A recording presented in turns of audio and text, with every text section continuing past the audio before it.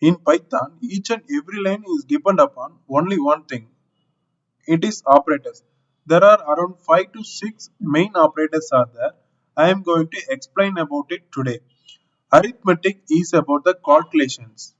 Comparisons are will return the true or false values. And the remaining things are about logical, identity and membership. Let, let's have a demo about it. The first one, let me do a calculations. Print with some numbers 5 plus 3, right? So you will get a value 8.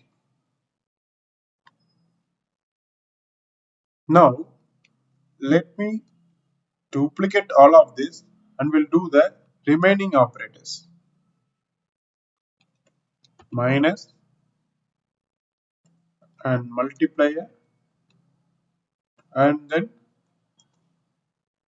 the division. Let's see how it is doing. So for all, you can see you got the integer values and then only for the division or fraction you got the floating value. So this is how these simple operators are working. Let's see the remaining arithmetic operators too. Modulus and the exponentiator and then the floor division. Let's see.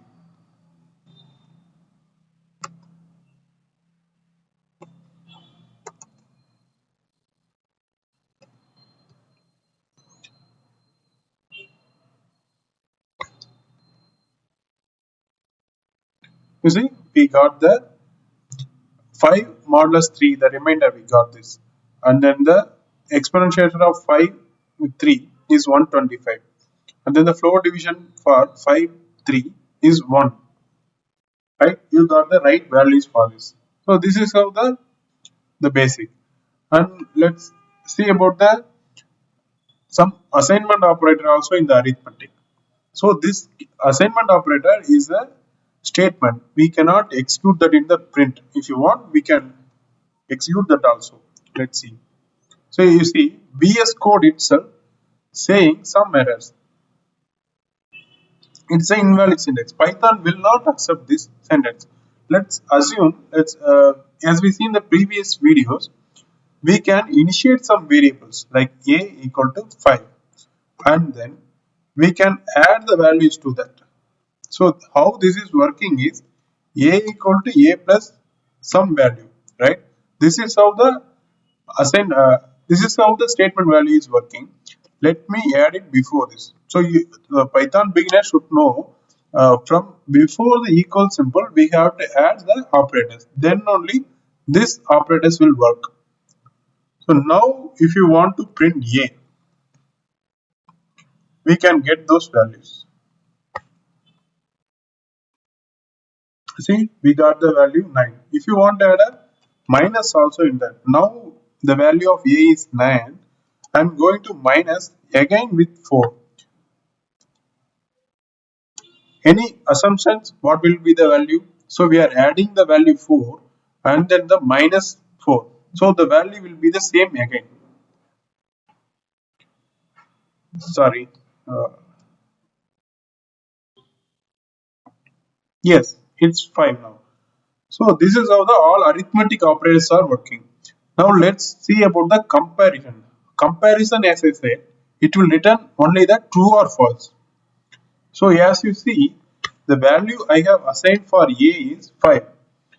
Now let's check either the value of A is 5 or not. So this is how we have to check with double equal. So the double equal will check the variable has the same value or not. That's it. Yes, it has the value of 5. It's saying that 5 true. Now I'm going to change the value. Now what will happen? It will be false because the value is different. If you want to make this into true, the one more operator as I mentioned here, you can add a not because a is not equal to 6, right? So that's the simple I have added here. Now we will get the value as true. Yes, we got it. Now What are all these value types? These are all the comparison for the values either the greater or less than or greater than or less than or equal to the values. Let's see about that also. Is A greater than 6? No. If you are adding equal, then it will work? No. If you are adding 5 only, we will get the value true. See, we got the value as true. So, as same, we can do it for the less than simple also. We will get the value as true. If you are adding some other values, now you can see A is less than or equal to 4. Yes, this is also no. So now you got the value of 5. 5 is maximum, right? We are calling it as less than, so we will get the value as false. So this is how the comparison values will work. So it will be assumed like we will get the value as either true or false, like a boolean thing, and then the remaining parts are mostly you will be using in your coding. So it will be it is called as a logical things. Now I will create one more variable called b equal to 0. Right now I am going to check like the same. So here also logical things will return true or false only, but it will uh, take that value either a or b. So a and b means it should be uh, both should be true. Then only it will be a true value. Otherwise, it will return false always. Let's see. So now we have the value b, right? So b is 0, right? So then it will be returned 0 only. If you go for it with some value, right? Then it will return the value as 1. So this we can simply see with the examples of true or false. Then you will get some clarity on this, right? True or false. It's written the false. Now I am changing this into true. Then only it will return the value as true. See, true. Until the both are true, until the both values are true, it will be a false. That's how the unt is working. We go for or, right? Either this should be true or this should be true. It will return the value as true. So now both are is false. It is returning false. But if I'm adding one value true, you will get the value as true. That's how R is working, right? So another is identity. So how is and is not is working, right? Let's see about that also. So A has some value and then the B has some value 5. So let me print this A is, so you see, okay, is B. Now you will get some boolean values. Before that, I want to add print id of A. I will explain about it. Id of B.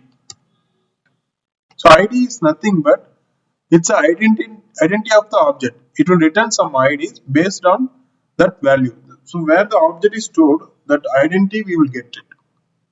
Now I am going to print it. See now you have the two different IDs.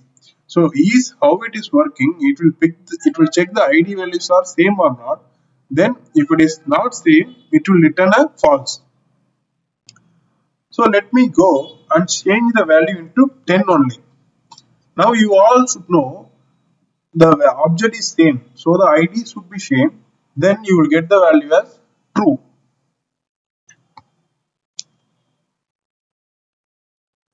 See, you got the value true and the ids are same. This is how is working. So now I'm going back to 5, right? If I'm entering is not, then you will get the values. It is a irreversible, right? So we will get the ids are different but the value is true because is not. So at last one is membership in.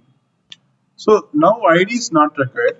In means is this value is available in the another object. Okay, so for object I can go for some list. Okay, a in list. This list, about list I will teach you about in the upcoming sessions. Now I will just assume this inside the list b is there.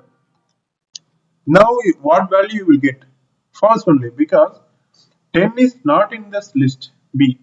Okay, now I'm going to update the value 10 into b. Now you can see 10 is inside the list, right?